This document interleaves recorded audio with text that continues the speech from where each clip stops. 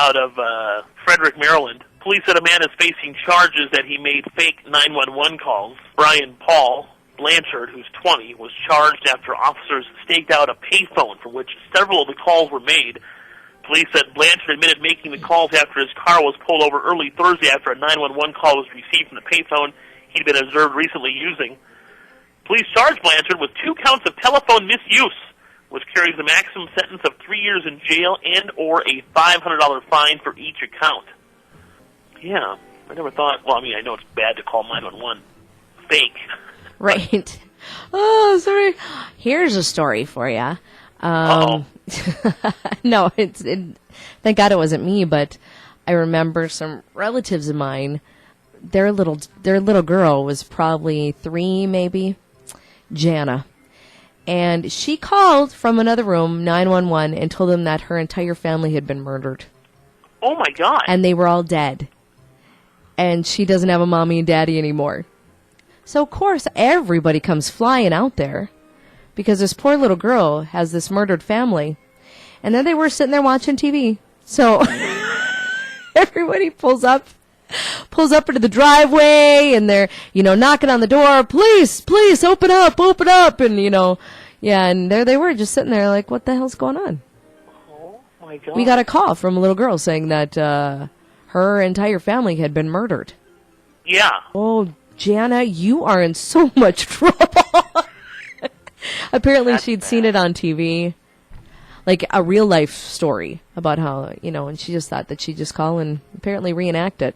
I saw this on Animal Planet. No, whatever. Animal Planet. I'm sure it was probably like Unsolved Mysteries or something, back in the day. Because this would have been back in the 80s. Host. Oh, and for some reason, I liked nothing better than to watch that when I was all by myself, alone, at night. Mom and Dad were gone. That's when I would choose to watch Unsolved Mysteries. Here's the scary thing, though. Here's another story for you. Watch an Unsolved Mysteries. Watch an Unsolved Mysteries, and all of a sudden the phone rings.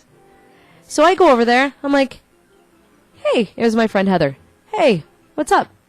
And they lived across the street. And she says, my dad's headed over to your house. Somebody's looking in your windows.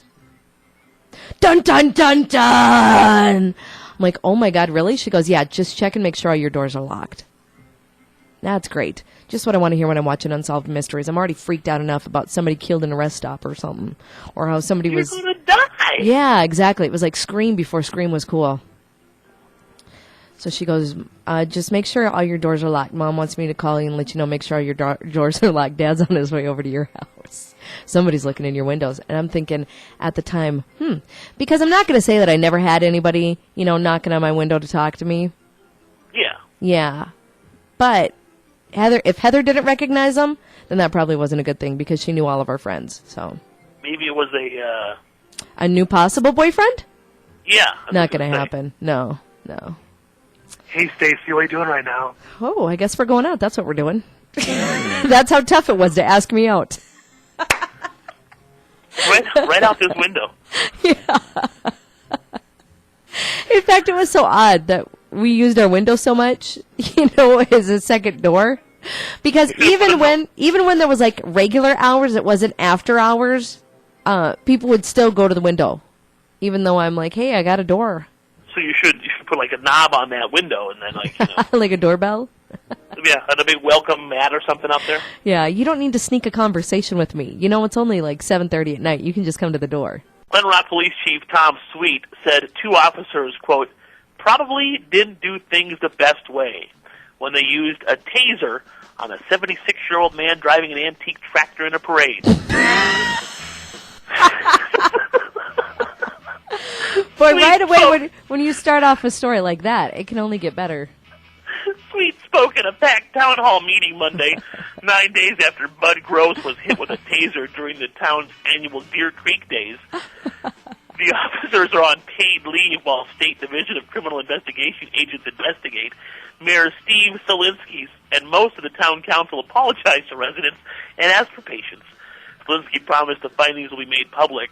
Quote, if we have to stand up and take it on the chin, we will, Solinsky said.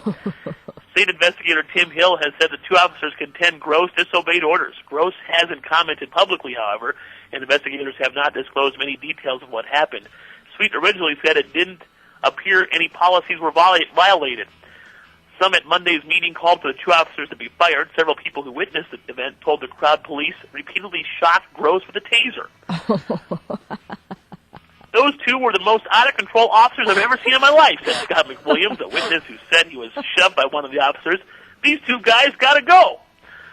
Mike Pyatt, a former Glen Rock police officer, called on town leaders to make changes at the department. We will hold you accountable, he said. Sweet, however, said he won't act before receiving the DCI report expected by the beginning of next week. Quote, I don't want to take a knee-jerk reaction now, Sweet said. Oh, my God. They repeatedly shocked the old man on the tractor. In the parade! In the parade with a taser.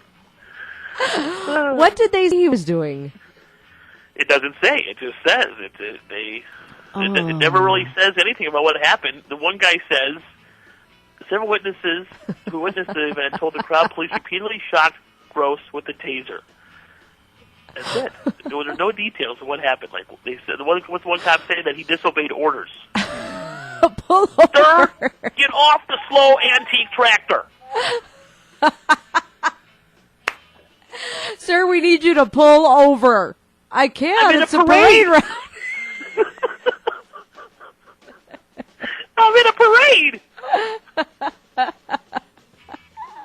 It's not like he was coming at them threateningly.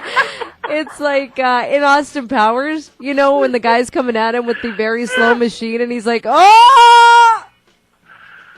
Oh! It takes so long. Was he passing the dance troupe? Was he passing the band? Or what was he doing? There they are. I'm in a parade. Yeah, that's the story for his grandkids. Driving I'm in a parade. Tractor. On my antique tractor, and the cops tase me. Oh, my God. The picture it creates is just priceless. And the best part of the whole story, I mean, I know the picture of the guy on the tractor. Getting tased multiple times. The police chief saying, quote, they probably didn't do things the best way. No, the best quote is the bystanders saying they were the most out-of-control police officers we have ever seen in my life. So I'm going to save that one. Oh, right now to me, that's number one. That's the one. Oh, wow. Thanks for that. That's good. Hey, anytime. That is good stuff.